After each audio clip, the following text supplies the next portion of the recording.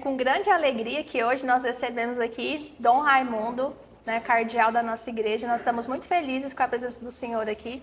E hoje a gente quer conhecer um pouquinho da história do senhor, né? Vai trocar uma palavrinha aqui com o pessoal aqui da nossa paróquia.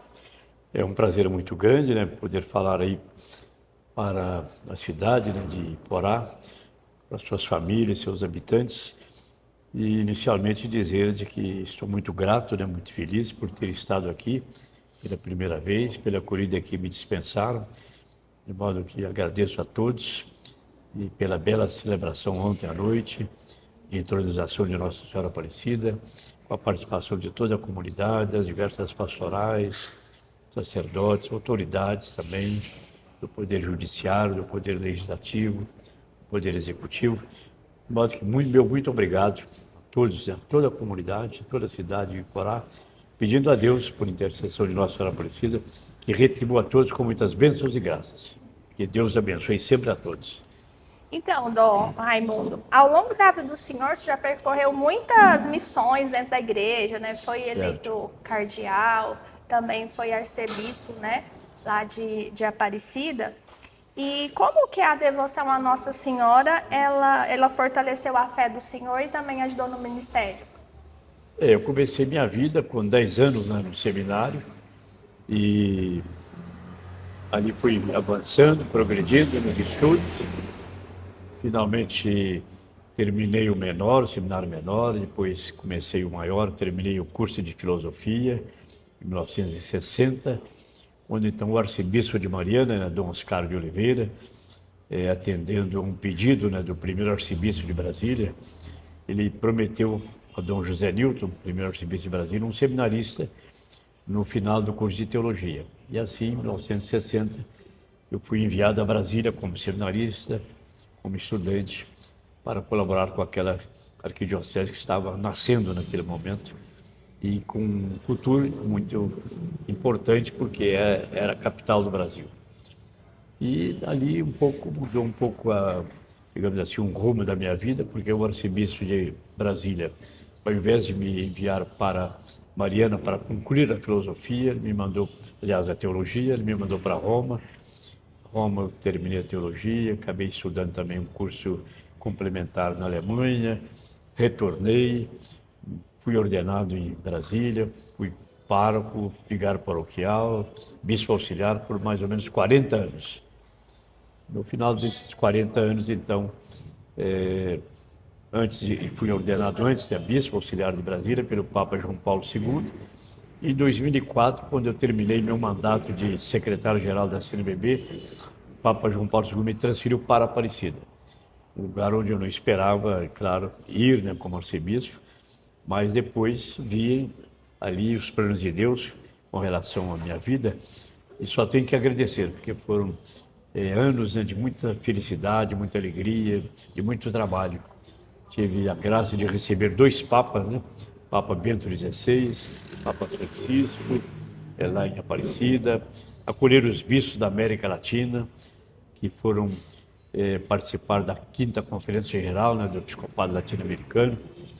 Ali estava presente o Papa Bento, que inaugurou a 5ª Conferência.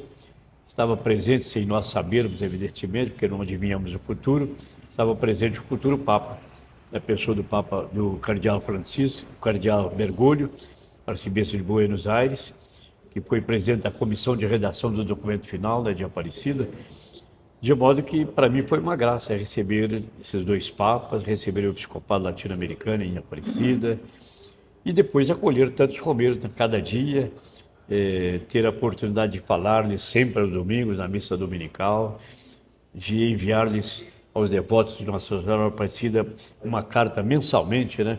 Eu mandava uma cartinha para os devotos de Nossa Senhora Aparecida, de modo que eu nasci numa cidadezinha pequena, cuja padroeira é Nossa Senhora das Dores.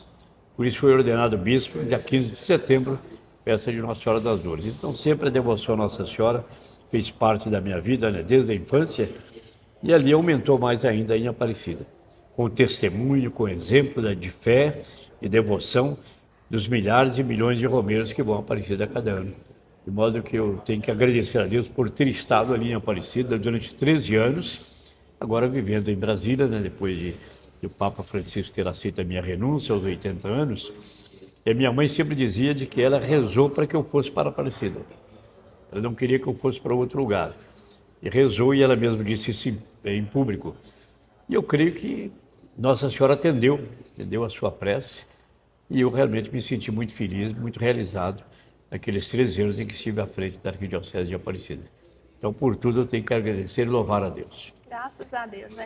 Como o senhor disse também, né, que o senhor esteve com o Papa Bento, depois com o Papa Francisco, em 2013 o senhor viveu uma experiência única de participar do conclave, na eleição do Papa Francisco, né? Como é que foi esse momento lá? O senhor pode contar pra gente um pouquinho como é que é esse clima, né? Como é que foi? Como é que o senhor se sentiu também, né, participando de uma eleição, né, do nosso pastor maior da nossa igreja? É um momento assim muito importante na vida da igreja, né? Eleger o Papa, né? Eleger o Bispo de Roma, o sucessor de Pedro.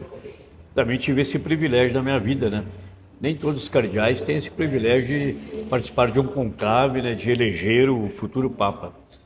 E eu tive essa graça também de participar desse conclave, no qual foi eleito o Papa Francisco no segundo dia. Ele foi eleito.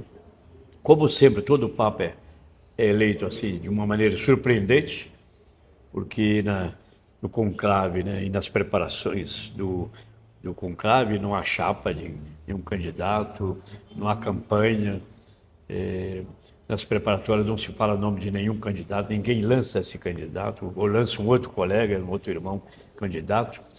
Ali se dá, nas preparatórias, vai se, digamos assim, desenhando um pouco o perfil do futuro Papa. O que os cardeais desejam dele, o que esperam dele,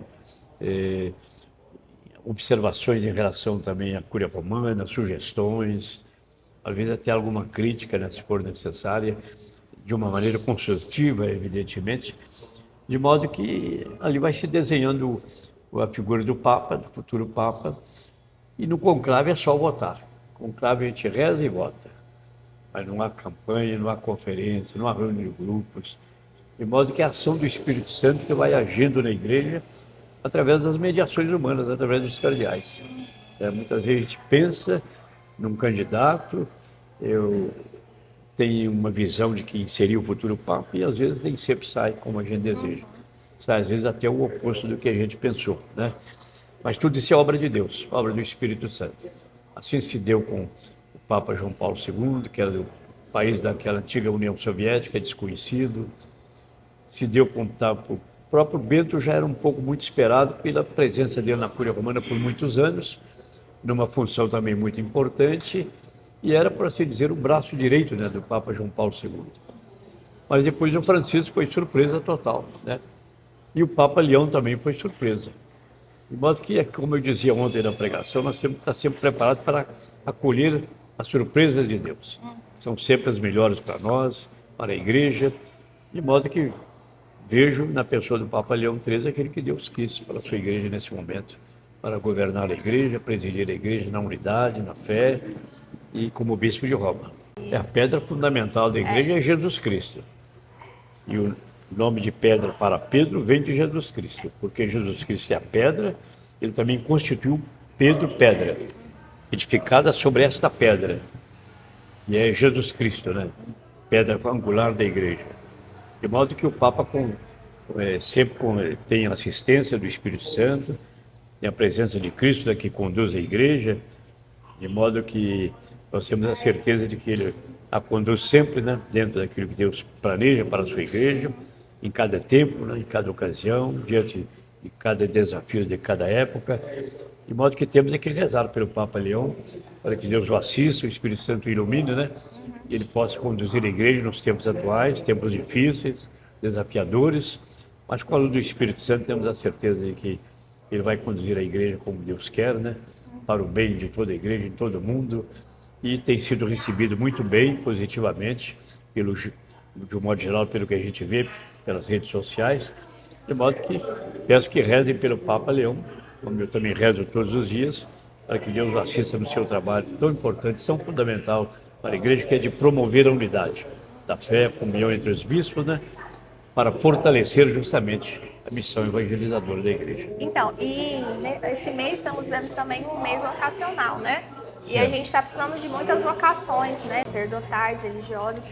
Eu queria que você deixasse aqui também uma mensagem, um conselho para os jovens, né? Que têm vontade ou às vezes ainda não discerniu essa vocação. Eu queria que você deixasse uma mensagem, né? Uma mensagem de carinhosa para esses jovens, né?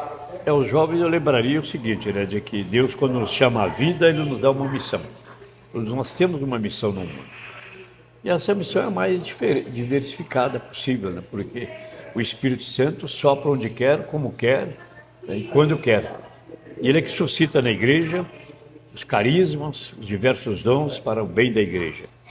E então o jovem, é importante que ele, na sua fase de juventude, ele leve a sério o discernimento sobre aquilo que Deus quer dele. Se o quer como sacerdote, né, ministerial, se o quer como um religioso, se o quer como um leigo no mundo, alguém que vai constituir uma família através do matrimônio. Enfim, todos nós temos uma vocação. A própria profissão não deixa de ser também uma vocação.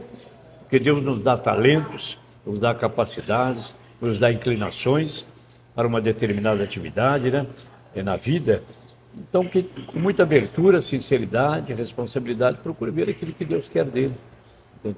E que ele, uma vez respondido ao apelo de Deus, possa realizar a sua vocação de uma maneira feliz, alegre, de uma maneira generosa, como um serviço à igreja, como um serviço à sociedade. Então, esse é o sentido da vocação.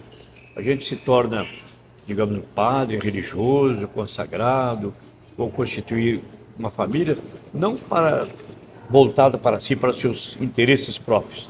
Claro que é uma forma de realização também pessoal, mas sobretudo a vocação é destinada a prestar um serviço à sociedade, a construção de um mundo melhor, mais fraterno, mais justo, mais solidário, mais cheio de paz, né, de amor. Essa deve ser a função, a missão de cada um de nós, seja qual for a vocação que nós abraçarmos, suscitada, evidentemente, por Deus em nossa vida. Então, por fim, qual mensagem de fé e esperança o senhor gostaria de deixar para todos nós hoje?